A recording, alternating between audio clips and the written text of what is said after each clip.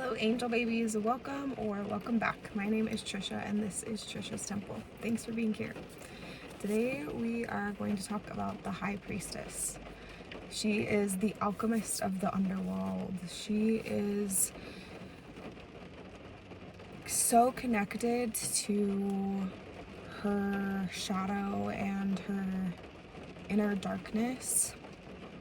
She understands that the veil, or the divide between the conscious and subconscious, between the light and the dark, between the seen and unseen realms, is a sacred portal. It's a place where you can really discover more of who you are, and that's a world of integration. So many of us, we had to put things away into boxes or into the shadow because they weren't accepted by our community, by our family, by religion, whatever cultural upbringing that we were a part of. And the alchemist, the High Priestess, she is the gatherer. She goes into the darkness and she finds all of those pieces and reclaims them, and she gives them new purpose, new meaning. She doesn't need to fix them or make them nice and pretty and palatable for other people, but she does hold them and nurture them. She gives them this very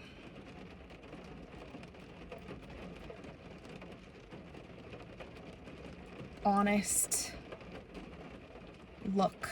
She feels all of it, and she reassesses the way that these parts will then be introduced to the world, because some of these parts aren't going to be for everyone. I have laid out a list of questions for this reading, but we might go a little rogue today. I'm feeling some of the collective feminine rage, and so we'll see what comes out. The first question I have is, what feels more visible, exposed, or difficult to ignore right now? So you might be at a threshold moment. You might be at a moment where the veil feels really thin for you. So an example of that would be if you are at a certain point in your cycle, like the luteal, especially deep luteal, late luteal into the menstrual phase is an example of that.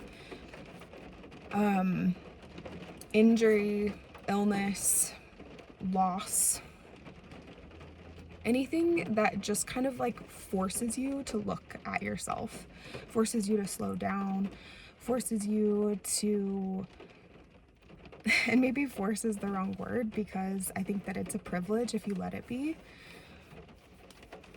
invites you to recollect yourself.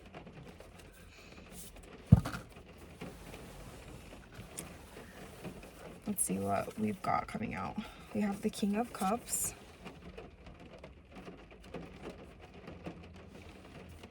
the Sun, the Ten of Pentacles, Two of Pentacles, and the Emperor.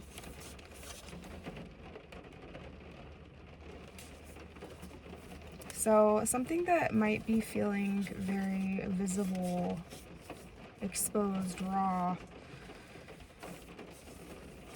is something that you have a really strong desire for, with this, the Ten of Pentacles and the Sun, that's really connected to your inner child and like what you've always dreamed of experiencing, that maybe the world has kind of robbed you of, or you feel like it has robbed you of.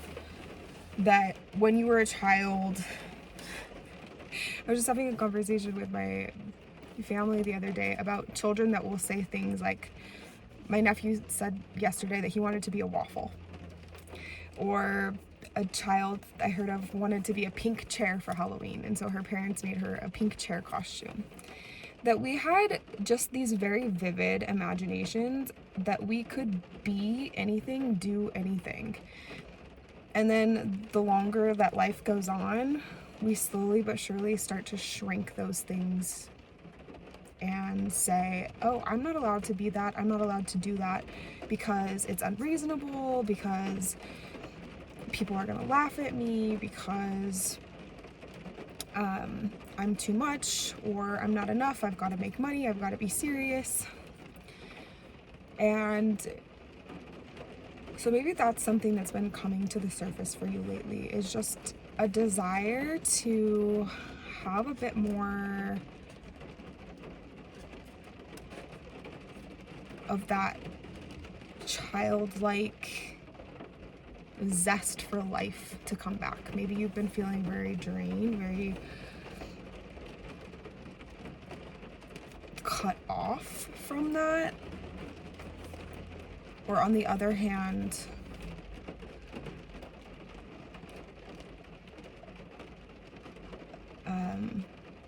yeah, like a resurgence of anger.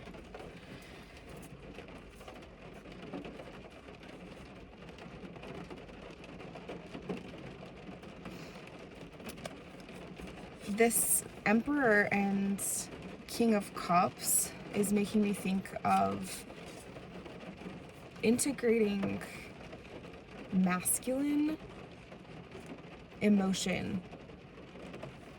And by that I just mean things that are more socialized as being masculine expression of emotion. Things, and that could be whatever you decide that is. In my world, that was things like anger, things like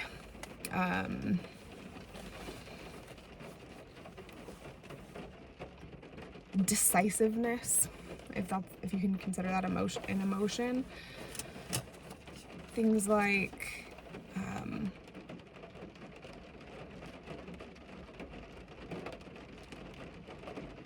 like being bold about things that you wanted. So maybe you're noticing aspects of yourself emotionally on the masculine side that were told to you, you have to look a certain way and do it like this because of the way that you express yourself, like your gender expression.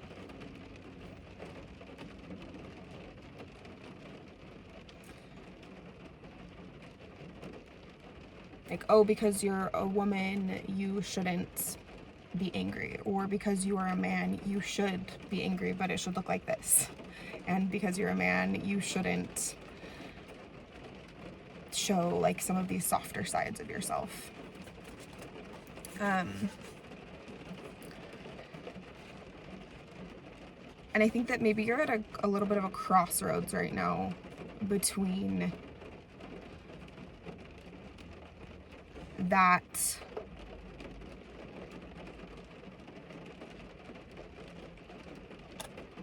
softer, childlike, honest zest for life part of you, and then like the way that you were socialized to be emotionally.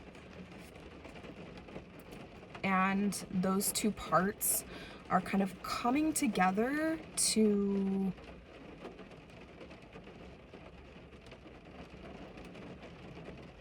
integrate more of your masculine things, like maybe executive functioning, things like routine, things like safety, stability, things that you want to do for your career, things that you would want to do for just taking care of yourself in a physical way, even like you're taking care of your body through food, through working out, through those types of things.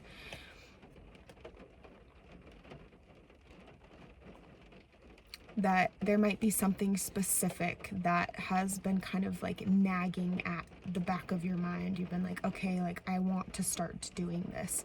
And right now isn't the time that you're starting that, but it's the time that your body and your mind is kind of bringing that desire up to the surface of like, hey, this is something that I want to pay attention to. This is something important to me, and I want to make this change in the next cycle.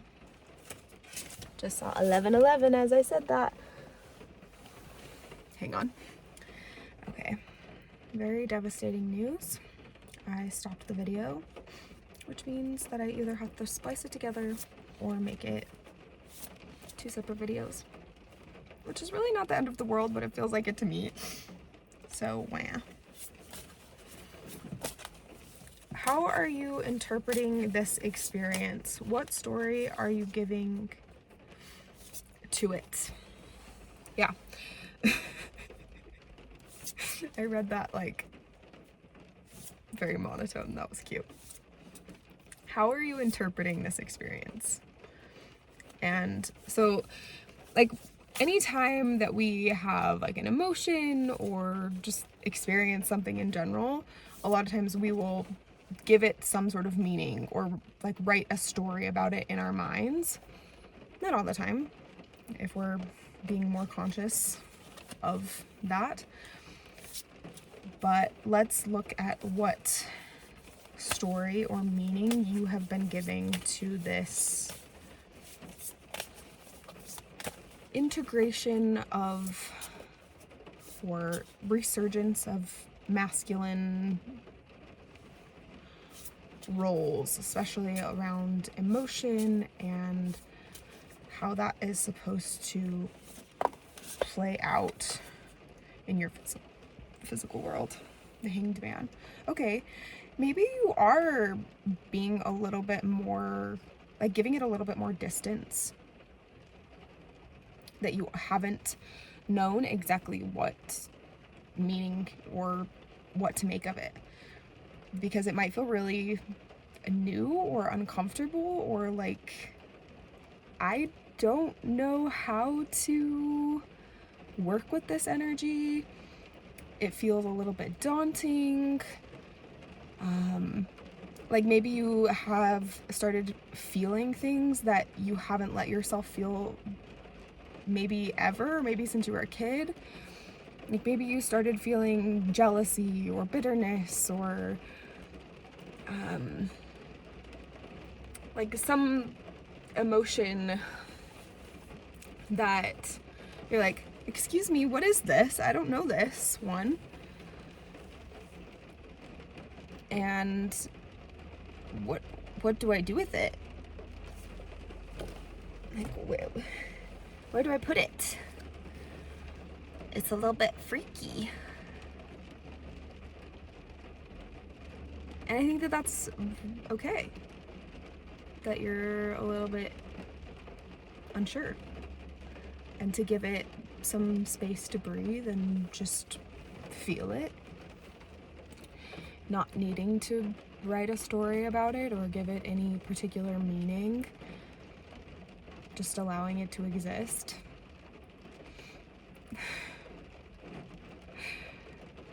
Yeah, I'm thinking of a time when, like a while ago, several moons ago, when I experienced jealousy in probably the first time since I was,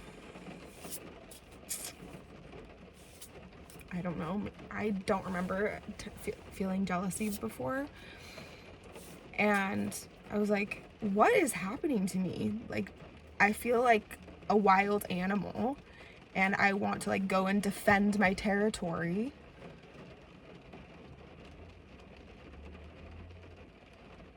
Do men feel like this all the time? And I text my brother about it to ask him if he had experience with that and what he does when he experiences that sort of like testosterone spike of just like that's mine. So maybe you are experiencing something like that. There's something that you haven't really allowed your body to experience in a while.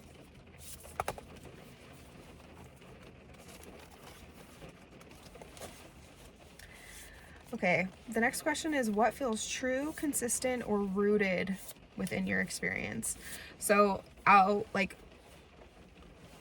of these emotions that are coming up, of the stories that you might be telling yourself about these emotions or this integration that you're doing, what feels actually aligned with you, if anything,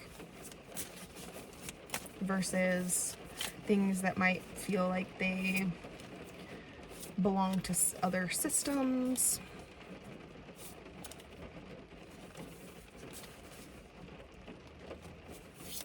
These are very challenging to shuffle because they are too long for my tiny baby hands.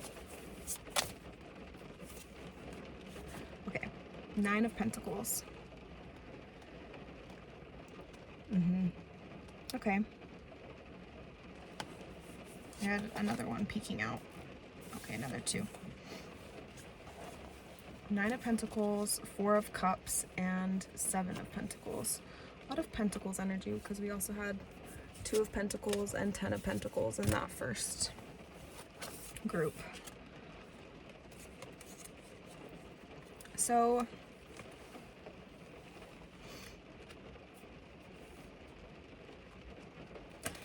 I would say I love the rain. I would say that I love the rain. I would.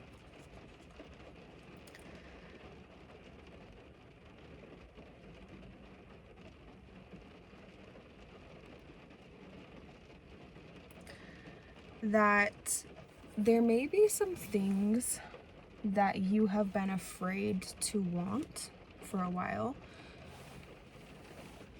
There may be some things that it's almost like you've been harboring this desire or trying to keep it under wrap.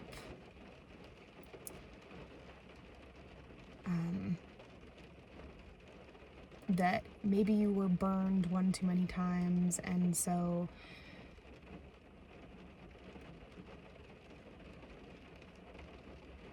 you decided that, okay, I'm not going to allow myself to want this particular type of thing, whether that's like a relationship or a particular career path to like pursue your dreams. Maybe it had something to do with a home or just like a sense of stability and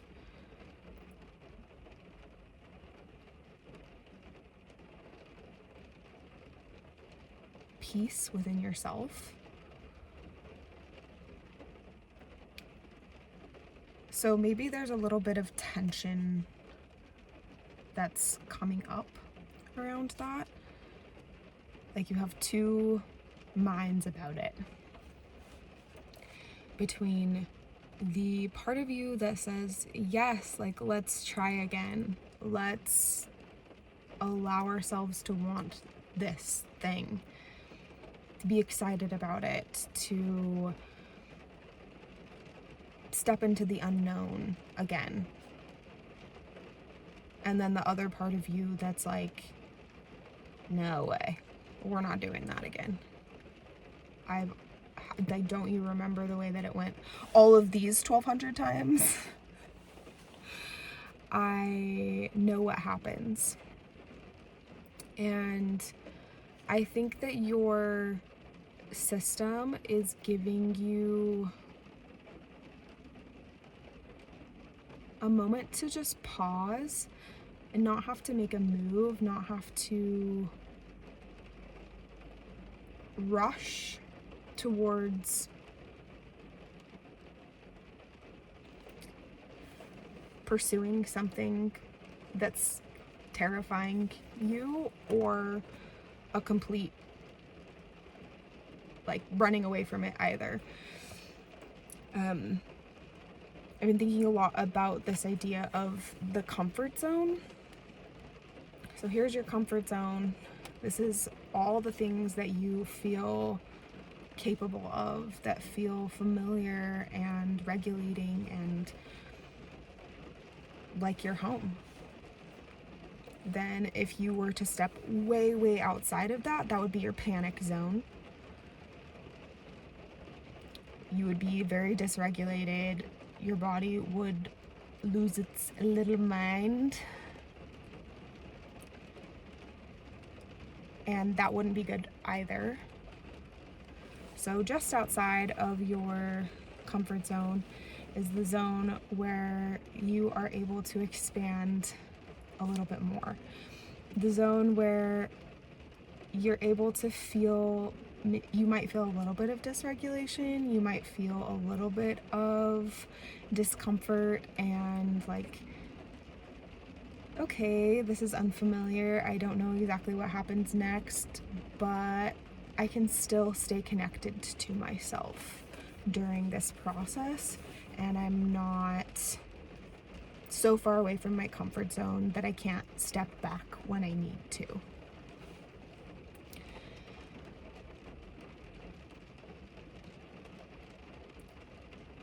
So something that feels true, consistent, or rooted is perhaps you reconnecting with your comfort zone, reconnecting with the things that really ground you, help you feel regulated, so that you can determine what that next step is into the expansion zone.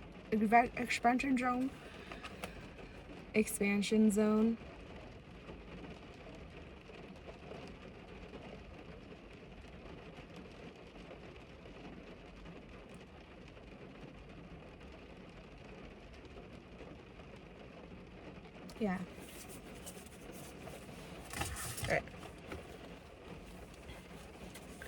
Let's do one more with these cards and then we'll get some oracle. Is there anything that wants to be understood, seen, heard, held, or more fully released? Basically just like any messages that want to come out that are related to this moment of you being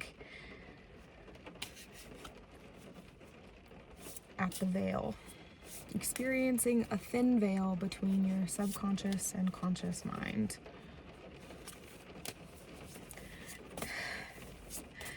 There are some people that are into intentionally creating this thinning of the veil, you know, like ayahuasca ceremonies or stuff like that. It can be a very intense, like ritualized way of doing this. And I think that, like, if you're into that, that's cool. But there are just a lot of ways that our life naturally brings this to the surface. And I would say you don't have to force it. You don't have to force yourself to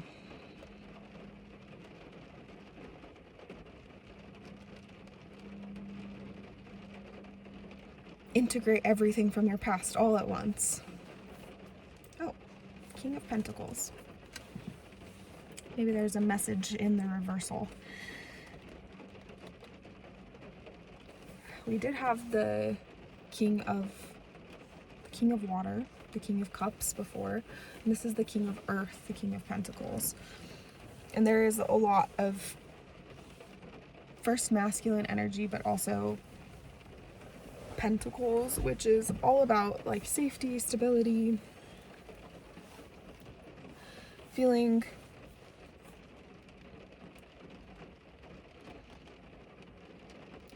either very dysregulated or more grounded, rooted, stable. It can also have to do with the idea of scarcity versus abundance. And like I was just saying before, I think that there can be this pressure to be some just like fully regulated, zen, peaceful, never experiences fear, has all their shit together type of a person. And I don't know, I've personally never met somebody like that. There might be people who can present themselves as that for a period of time on camera or even in person for a few hours, but the reality of life is we have ups and downs and shit happens. One of the most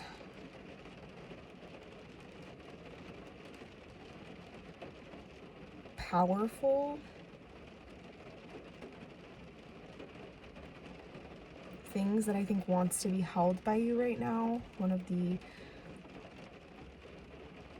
maybe softest parts of you, is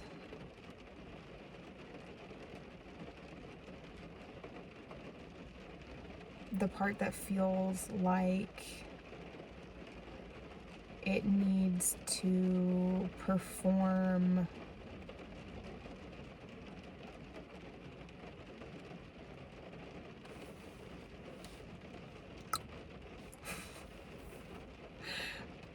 peace, perform being in control.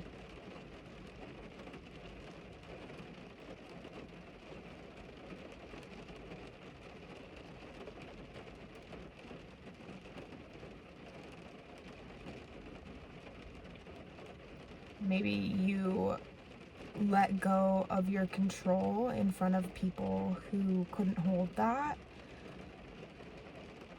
who didn't meet you there, and that was very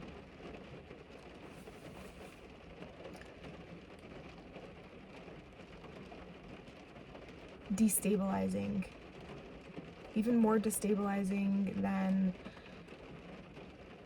trying to hold it in all by yourself.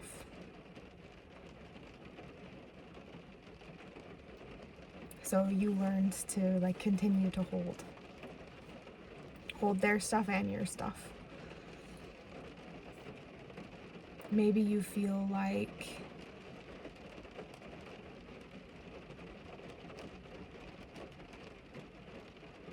if you let go,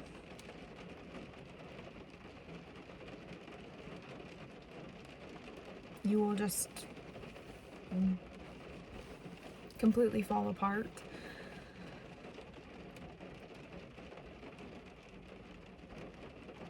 But I think that you've proven to yourself that you can fall apart and pick yourself back up and do it over and over again. And that when you do fall apart,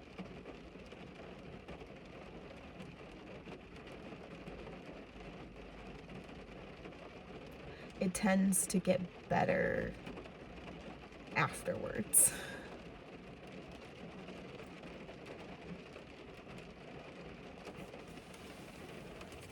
All right.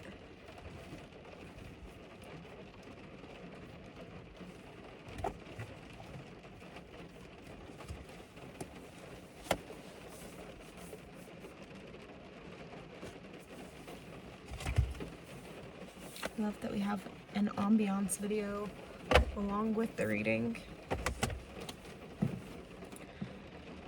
What are some things that support you in staying connected to yourself during this reorganization that you're experiencing?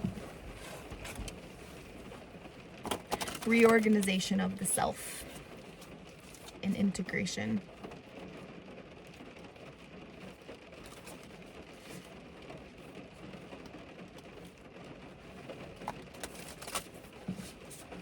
I love these cards so much. And I feel like they very much capture the essence of the High Priestess.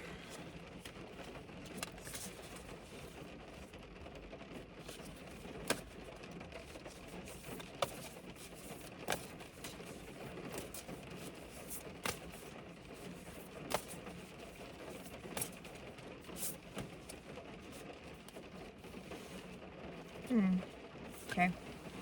We have Lunasa, forgiveness, and justice.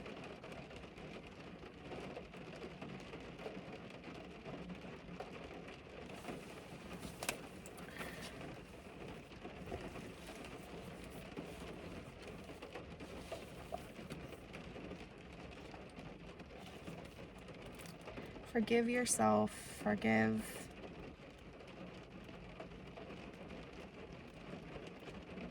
the versions of you in the past that didn't know what you know now.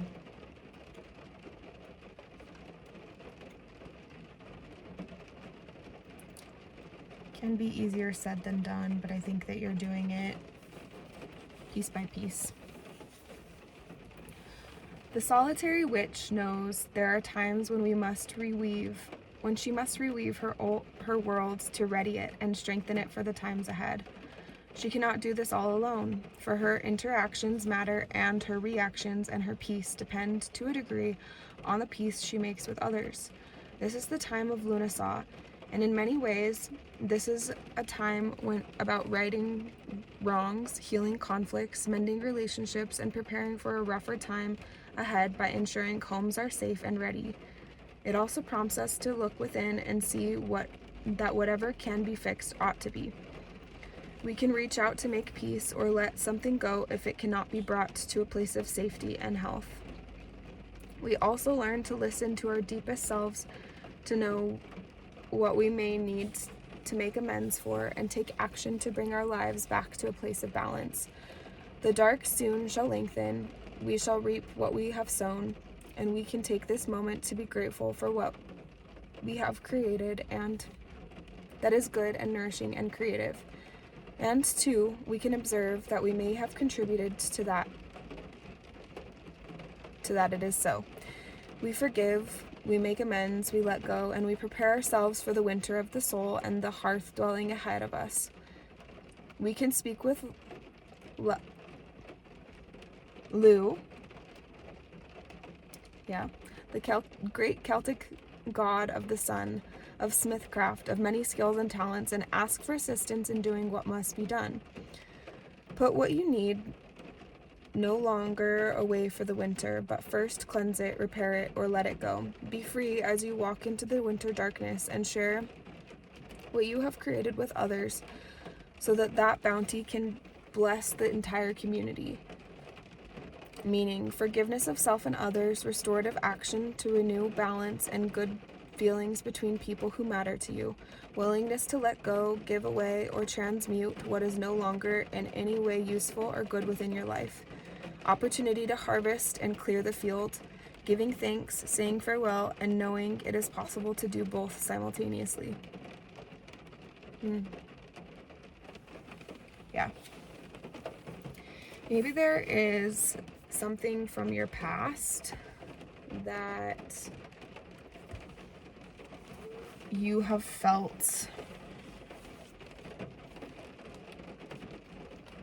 a need to return to over and over, almost like maybe beat yourself up for,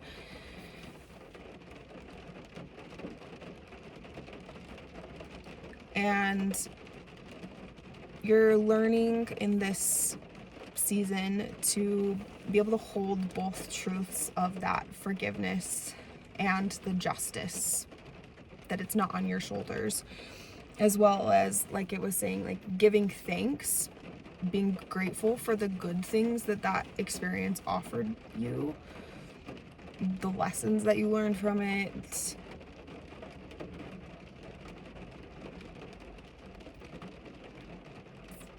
And how that's going to shape your future. Like, let's say it was a relationship with someone and you learned things in that relationship that you're like, okay, I don't want to repeat that.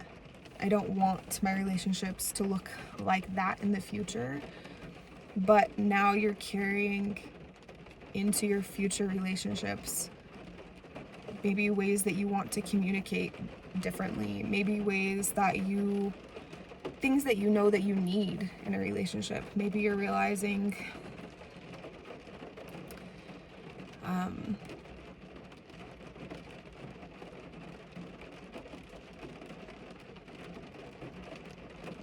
yeah, just like ways to show up for yourself better.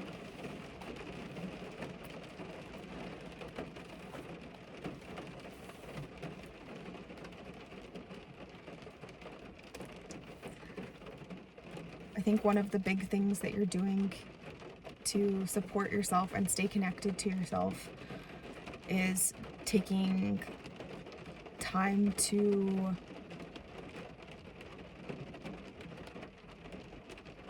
just like sit, reflect, and giving yourself a little bit of space to breathe.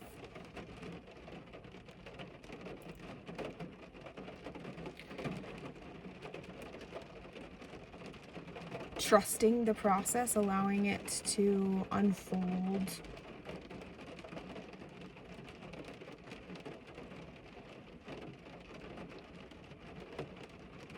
The way that it will, and realizing that you don't have to hold all of the emotional weight, all of the, like, control every little tiny piece for it to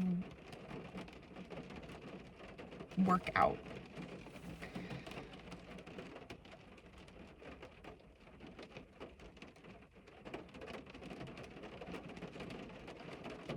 That you can give yourself a moment to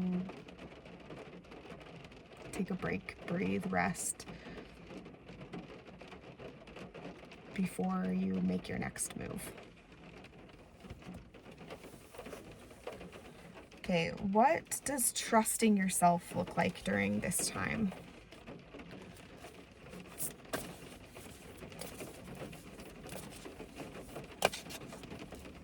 Maybe you're developing a new relationship with the word trust.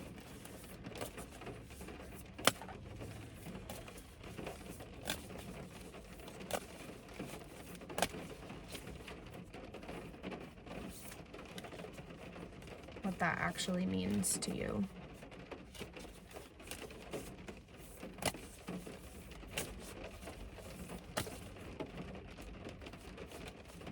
Okay.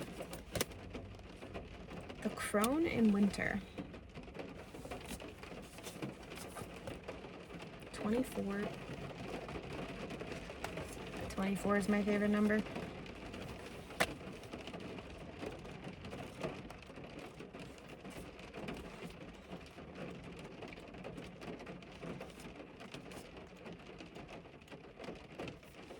I don't even know when I decided that. I think I was like 8. Oh, jeez. The crone in winter. When all seems at its most still and quiet, you can find her, the old witch who waits for you to come to ask the question, to hear her soft voice amidst the hush of the world. When you feel you need advice, you know you have this old wise woman within you, You can move yourself into the winter of your life and go to her under the sentinel tree that guards the places where our past, present, and future selves can meet. You are the crone in winter. You know when to go to ground, to be still and listen. You know when to emerge, to be visible, to share, and to dance. This is the time to be soft and quiet and slow, to listen into your older, wiser self. To remember that those who really listen to the world often do not listen with their physical body alone. Their whole beings sense the changes in the energy of the natural world, of the energetic world, and all the places where they intermingle.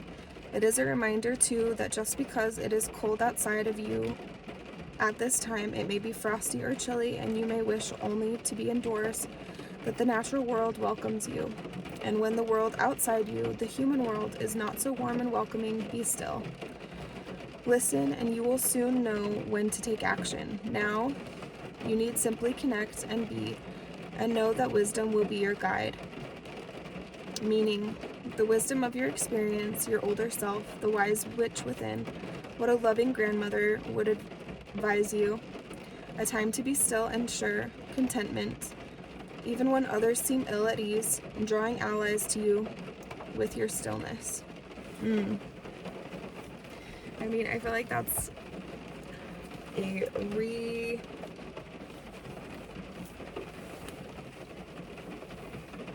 affirmation of what we've already been saying. You have the wisdom within you, and just giving yourself a moment to pause and allow it to come forward. And that may look like journaling or meditating or reading or doing the dishes or showering or taking a bath, going on a walk.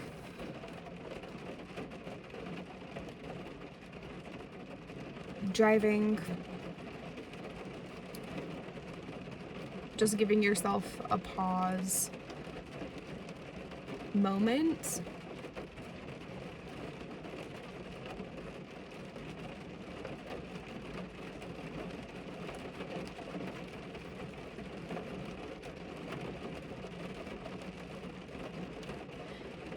Maybe you're just realizing that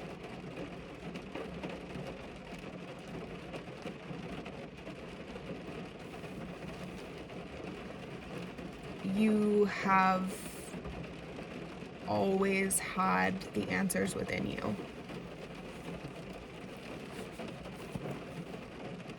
It reminds me of the analogy that says that, like an acorn seed, when you plant it, it has all of the information to grow into the tree, the oak tree. And you, like your DNA, has all of the information encoded within it to grow to become you. You have all of the wisdom within you to become who you are. And I think that you're kind of reorienting around that idea. Maybe you're letting go of some of the things that don't feel so true to you, that came from outside voices, or just giving them new purpose.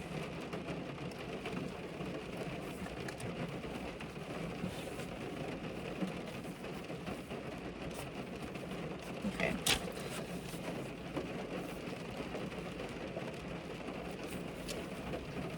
Just gonna get one last message around this process of integration.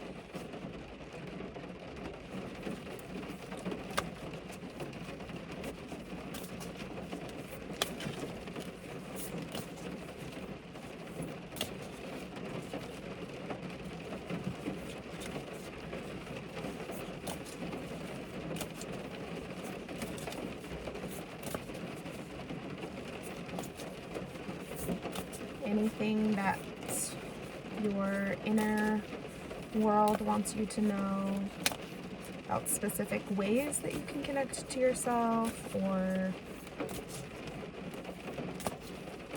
just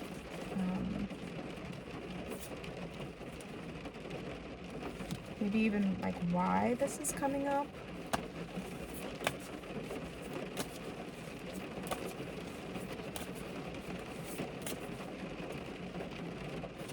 Okay, top card. Yule's Night. Got another winter one.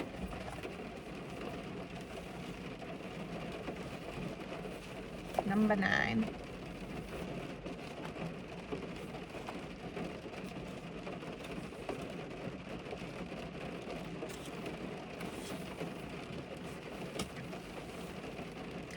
The longest night has come, and yet there is light in the sky. This is the time of the greatest dark, the inkiest depths, and in the long ago past, when ancestors would feel the stark possibility of never seeing spring again. We must raise our inner light and spark the lamps in honor of the child. Oh no!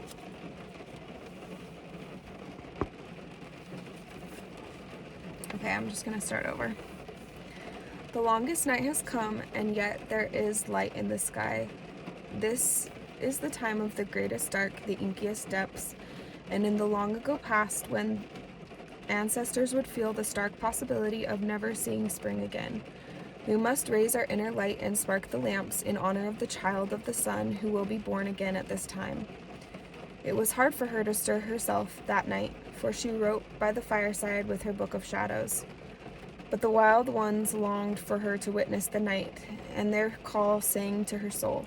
She left the Yule log burning merrily, and she remembered that this was the time to recharge her energy by allowing the night to be her guide. And as a reward, she was shown the secret places of the wild ones. She looked all about her, and once or twice she thought she saw Bone Mother walking.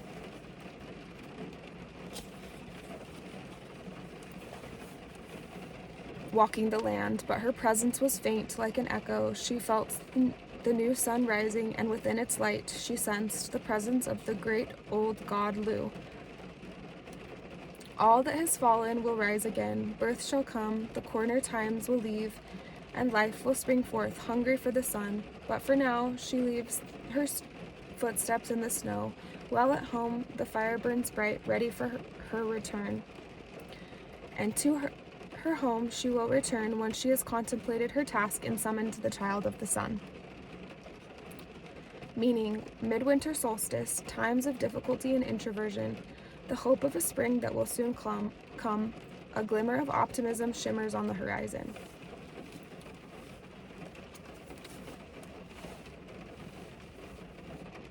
So back to the very beginning of the sun card, I think that you might have some glimmer, some idea of what is on the horizon for you. Something that you're looking forward to. Some aspect within you that is ready to come back alive, come back online. And maybe there's some experience, like maybe you're going on a trip, maybe you are going to reconnect with a friend, maybe you are starting a new job, maybe you are finishing school, maybe you are going to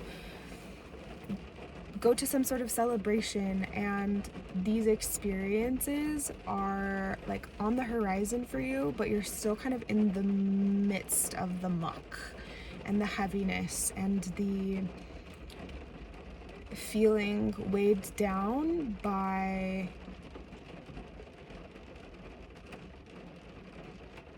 things from the past, what you're currently experiencing and maybe have to face.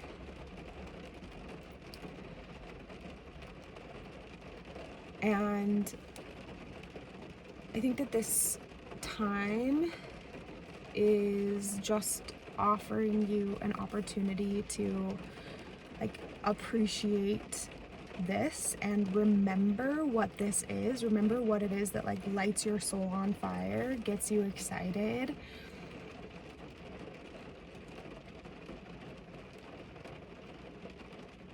Helps you to really reconnect to yourself.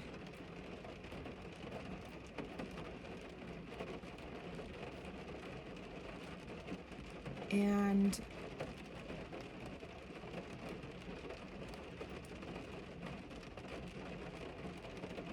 but also like not needing to rush this process of grief, of stillness, of going deep within yourself and finding that wildness within you. Really like letting it like wind itself around you so that it can be present when the time is right.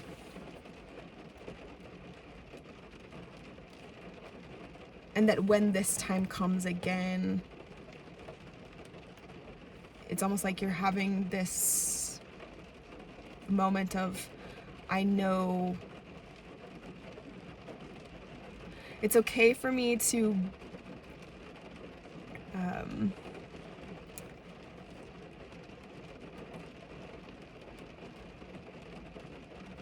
like hold both that I want to like make meaning and for there to be a purpose in it, but also for it to just suck and to be really hard and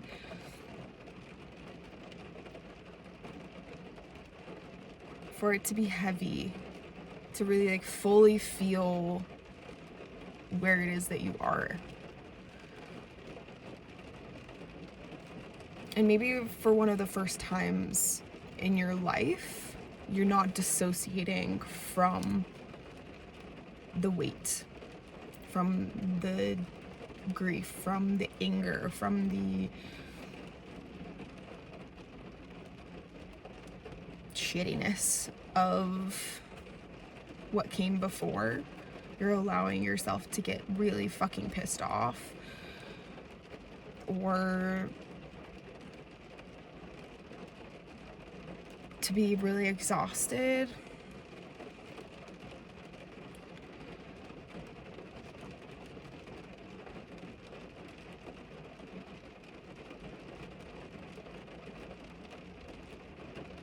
And that's something to be proud of too.